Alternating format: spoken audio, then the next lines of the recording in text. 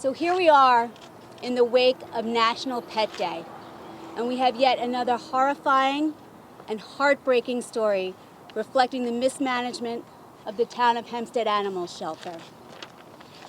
The De La Rosa's family beloved dog, Oso, was just steps from his home when he was misidentified as a stray, picked up by the town of Hempstead, and in less than 24 hours was killed by the animal shelter without giving notice to the owner and without waiting the required 5 days to give Ms. De La Rosa an opportunity to find and to reclaim her pet.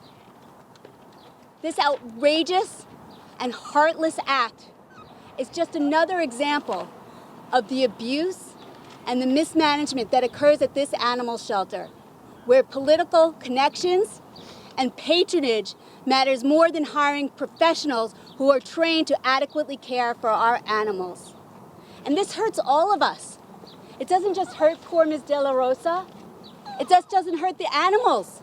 It doesn't hurt activists who care about animals. It hurts the residents because we pay $4 million a year to run this animal shelter, and it's clearly not being run properly.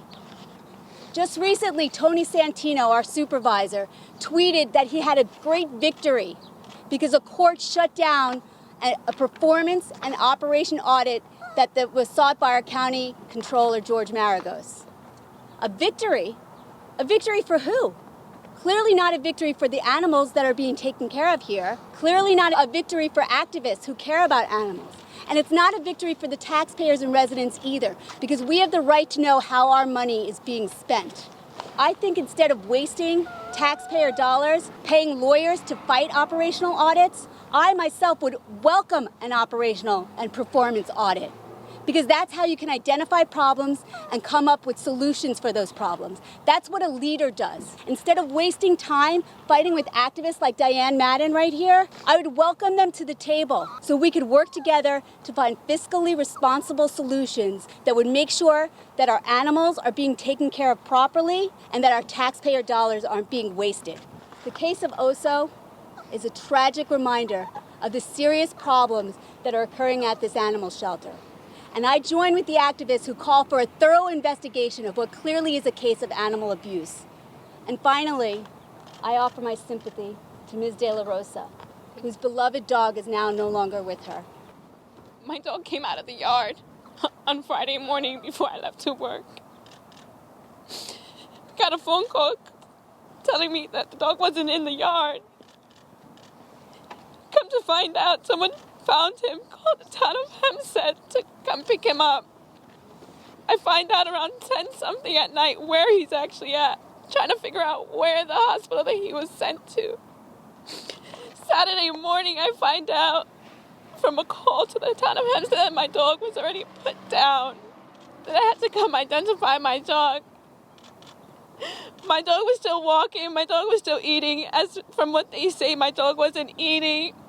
My dog wasn't walking. My dog was an old dog that was sick, and I did know that he was sick, but we loved him and everybody loved him, and he was still able to walk on his own. There's no need for dogs to get put down without the owner's consent. Owners have to know, and if that's the vet's choice, then, let the owner make the decision and do that. But don't just put the dog down without 24 hours of letting the owners know that the dog was there in their hands. I don't know what it's going to take for Supervisor Santino to take action, to do something, to bring back the experts. Every expert that were hired under the last audit has been bullied out, pushed out, harassed. It's time to stop covering up everything. At this point, the town is even not responding to our FOIA requests. We can't get the information we were getting. And instead of fixing these problems, Santino's answer to that was to have more and more internal bogus investigations that really never get to the bottom of it. Most people that want to tell the truth are not interviewed by his interviewers, and nothing is changing other than to get worse. And once again, I'm going to take this time to plead to Supervisor Santino not to let this happen to another dog, to another family.